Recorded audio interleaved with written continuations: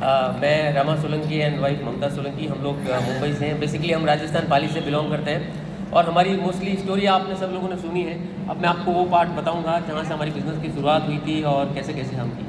तो मैं हमारे परिवार में मेरी 5 बहनें 2 भाई, फैमिली बहुत बड़ा था। फादर मजदूरी का काम करते थे, मेरी मदर हाउसवाइफ और मनरेगा का ये काम चलता है गाँव में, वो करते थे।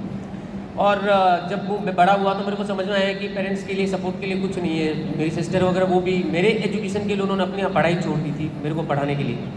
तो मैं 12 साल की ऐसी कुछ ना कुछ सोचता था। तो हमारे गांव के बाजू में मंदिर है, वहाँ पे प्रसाद की दुकान, वहाँ पे काम करता था। संक्रांति पे आती मकर संक्रांति में पतंग बेचते थे। मतलब छोटा छोटा काम गाँव में जो भी होता था वो करते थे। फिर आखिर करके 16 साल की एज में रोज़ सुबह सुबह हमारे घर में लोग पैसा मांगने आते थे। मेरी सिस्टर की शादी हुई थी, तब से जो कर्जा शुरू हुआ था वो वेस्टिज में आने के बाद मैंने 2017 में कंप्लीट किया। सोचिए 22 साल तक ये चलता रहा।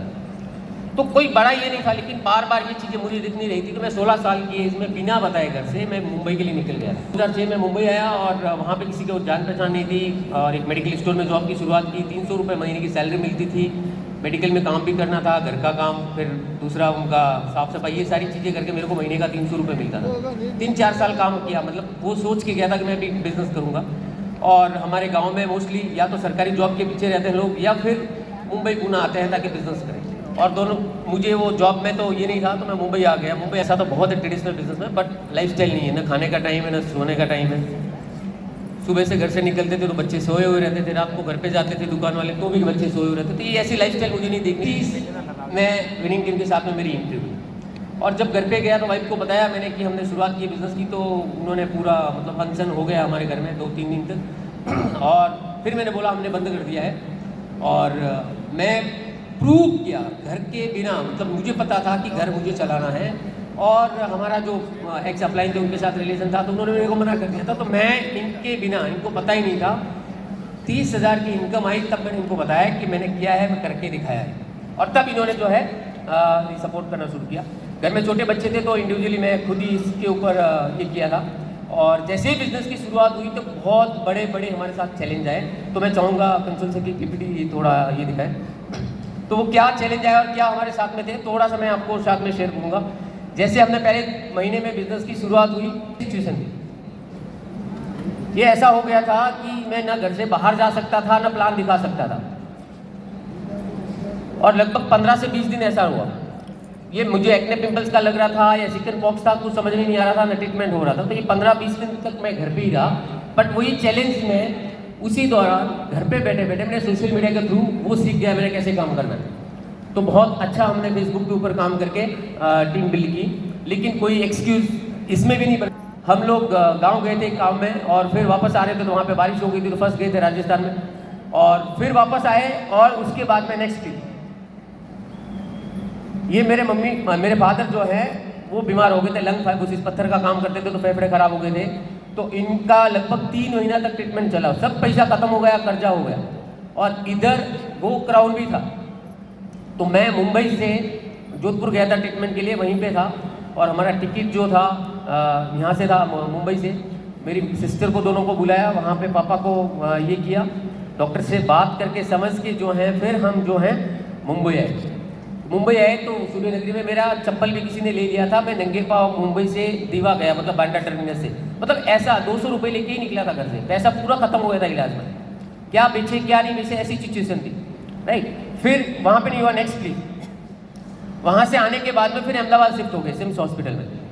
तो यहाँ पे 6-7 दिन में इतना लिया था वो तो वहाँ पे खत्म हो गया। फिर दूसरा लेना पड़ा और ऐसा करते करते मैं खुद टेंशन में आ गया था कब क्या करूँ। 7-8 लाख रुपए अहमदाबाद में लगे। राजस्थान हॉस्पिटल में शिफ्ट किया क्योंकि पैसा खत्म हो गया था, नेक्स्ट प्लीज। दूसरे हॉस्पिटल में शिफ्ट किया तो वहाँ पे 2 दिन के अंदर वहाँ पे भी पैसा खत्म हुआ। तो ट्रीटमेंट, रनिंग ट्रीटमेंट ने हमने डिस्चार्ज लिया। उन्होंने, डॉक्टर ने बोला कि अगर आपने 1 घंटे लेट किया तो फिर दूसरे दिन का चार्ज लग जाएगा। सोचिए, तो ऐसे में आप सोचिए, जो लोग बोलते हैं कि पैसा ही पैसा नहीं, पैसा की बात करते हैं, जब पैसा ऐसे अपने ऊपर आती है तब पता चलता है कि क्या होता है। और एक बेटा एक बाप के इलाज के लिए 3-3 हॉस्पिटल लेके घूमता है और फिर बाद में भी पैसा खत्म हो जाता है। और उस सिचुएशन में फिर हॉस्पिटल के बाहर आके बैठना पड़ता है। और फिर हम देखिए हॉस्पिटल के डेज में हम लोग ट्रेन के ऊपर बैठ के आए, पिताजी को नीचे सुलाया और हम ऐसे ही जो है मुंबई आए थे। ऐसी परिस्थिति थी मेरी। फिर मुंबई गए 15-20 दिन के बाद मैं डायमंड हो गया था तो भी काम चल ही रहा था, फ़ोन पे ये हो रहा था। मैं जब पैसा लोगों से चाहिए था, लोग बोलते कि बिजनेस करने के लिए, लोग मना कर देते, मैंने अनजान लोगों से भी पैसा लिया 5% 10% में। 50-50 रुपये के 2 एयरटेल के कार्ड लिए थे रिचार्ज वाले, और एक पेड़ के जाके नीचे हॉस्पिटल में बैठा था और वहाँ से कॉलिंग किया, लगभग 100-150 लोगों को कॉल किया और मैंने वो पैसा जमा किया था इलाज के लिए। लेकिन ना अपलाइन से लिया ना डाउनलाइन से, वो कार्डिनल रूल को फॉलो करते। Next please. फिर गाँव में 2 महीने के बाद हमारा ये घर था। हमारे घर में साइकिल के अलावा बिजनेस में आने से पहले साइकिल के अलावा कोई साधन नहीं था। ये हमारा घर था, ये टूट गया था एक साइड, जब बारिश में गिर गया था तो पैसा पूरा खर्च हो गया, घर भी गिर गया। मम्मी अकेली गाँव में, मैं मुंबई में, न जॉब कर सकता था, न पापा का इलाज करवा सकता था, और इधर घर भी गिर गया। ये 1-1.5 साल के दौरान हमारे साथ में ये सारी चीज़ें हो रही थी। और बिजनेस एक्टिविटी के लिए हमें बाहर भी जाना पड़ता था, मतलब मुंबई से ज़्यादा हमें बाहर एक्टिविटी होती थी जॉब के साथ में। फ्राइडे नाइट को निकलते थे, सैटरडे का मैं छुट्टी लेता था और सैटरडे संडे में काम करता था, और संडे रात को निकलते थे, मंडे को सीधा जॉब पे जाते थे। कहाँ रहते थे, क्या खाते थे, कहाँ सोते थे, ये हमारी फैमिली थी जो पहले है हम लोग ये रहते थे। ये देखिए पीछे घर लगाया ड्रीम, ये पहले बिजनेस से पहले की 2016 की फोटो है। नेक्स्ट की, दोनों बेटी हैं। फिर ये सारी चीज़ें जो है एक साथ आ गई, तो मैं एक गलत कदम उठाने के लिए जा रहा था और वीडियो शूट किया था मैंने। रहने का घर गिर गया था गांव में, इधर पैसा खत्म हो गया, एक पापा सामने बीमार है, मैं इलाज नहीं करवा रहा हूँ, जितना पैसा था वो सारी चीज़ें हो गई, न कुछ बेचने के लिए कुछ था, तो करें क्या। तो मैं ये कर रहा था। फिर वीडियो वगैरह शूट हुआ और उसमें ये फोटो ही दिखा रहा हूँ उसका स्क्रीनशॉट। फिर मैंने सोचा कि नहीं, मैं ऐसा नहीं करूँगा, मैं पूरे फैमिली ने जो सेक्रीफाइस किया उनके सपने मैं पूरे करूँगा। और वो 1 मिनट में उसमें नीचे आया और मैं बोला जो भी है परिवार में, मैं अकेला हूँ जो लाइफ के लिए, पूरी परिवार की ज़िंदगी के लिए मैं यू टर्न लेके जाऊँगा। और उस दिन निकल गया एक ही नारे के साथ कि हमसे जो टकराए जाओ 5 लाख कमाएगा। और फिर मुंबई आ गया मैं।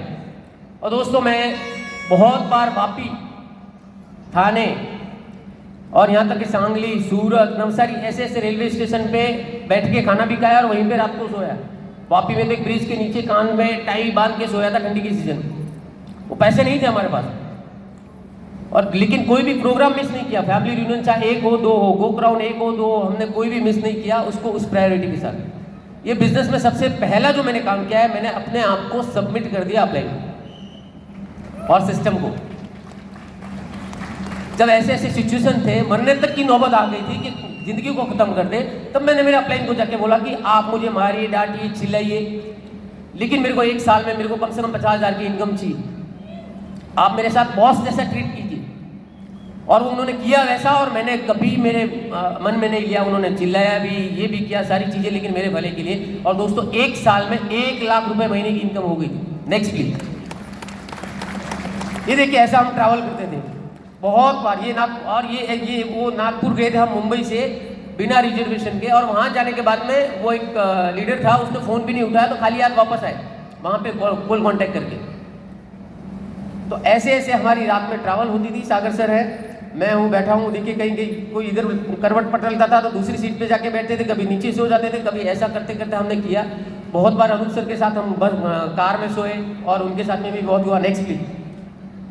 तो ऐसा नहीं था, तो वो घर गिर गया दोस्तों। इस बिजनेस की बदौलत ये गांव में भी बंगलो बनाया लगभग 1 करोड़ तक।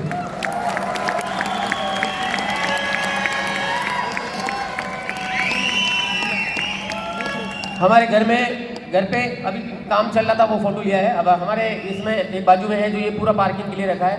साइकिल के अलावा कोई साधन नहीं था। दूसरा, वेस्टी से कार आई है, और कार आने के 1 साल के बाद मैंने कार नेक्स्ट की।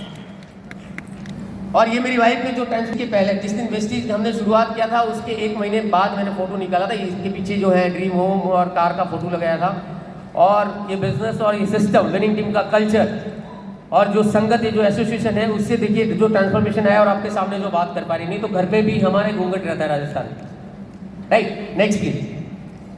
ये जब मैं सिल्वर हो गया था, फिर पापा ने एक गाड़ी ली थी, बाइक, और फिर हमने जो है सीधे ये ट्रांसफर में। तो मेरा कहने का मतलब ये है कि यहाँ से जो हमारी लाइफ में जो टर्निंग आया पॉइंट, ये बिजनेस अगर नहीं होता तो दोस्तों हमारी लाइफ क्या होती।